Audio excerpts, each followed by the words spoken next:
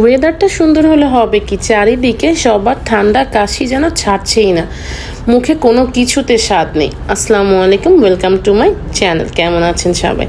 এখানে আমি ঝিঙে নিয়ে নিয়েছি, যারা চেনেন না তাদের জন্য স্ক্রিনে আমি ছবি দিয়ে দিচ্ছি।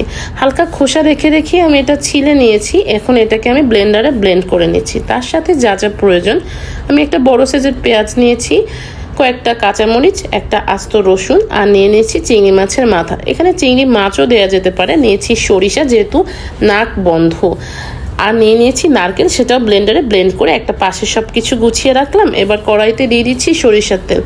সয়াবিন তেল দিয়েও করা যেতে পারে, বাট আমি একটু ভর্তা বা কিছু ভর্তা টাইপের জিনিস বানালে সরিষার তেলটাই ব্যবহার করি, সুন্দর একটা ফ্লেভার আসে।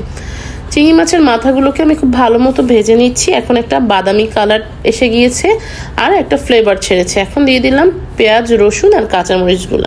এগুলো দিয়েও সব কিছু খুব ভালো মতো হালকা ব্রাউন কালার হয়ে আসা পর্যন্ত এবং নরম হওয়া পর্যন্ত ভেজে নিচ্ছি। খুব সুন্দর মতো এটা ভাজতে থাকি।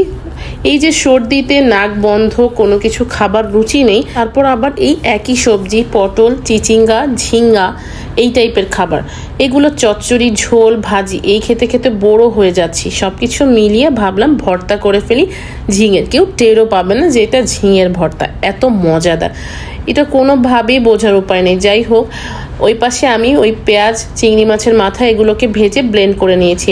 ওই একই কড়াইতে সামান্য একটু সরিষার তেল দিয়ে কালো জিরা ফোড়ন দিয়ে দিলাম বেটে রাখা ঝিঙের পেস্টটা দিয়ে হালকা একটু পানিটা মরে আসলে আমি কিন্তু একটা ঢাকনা দিয়ে শেল্টার বানিয়ে নিয়েছি, যাতে এইটা ছিটে গায়ে না আসে, মারাত্মক একটা অ্যাক্সিডেন্ট হওয়ার ভয় থাকে। যাই হোক, একটু পানিটা হালকা শুকিয়ে এলে দিয়ে দিলাম চিংড়ি মাছের ওই মাথা বেটে রাখাটা, তার সাথে দিলাম সামান্য একটু লবণ, স্বাদ মতো আর কি, আর একটু শুকনো মরিচের গুঁড়া। যেহেতু নাক বন্ধ, ঝাল ঝাল ভর্তা অবশ্য, এভাবে খেলে নাক তো ছেড়ে যাবেই, স্বাদেও কিন্তু দ্বিগুণ।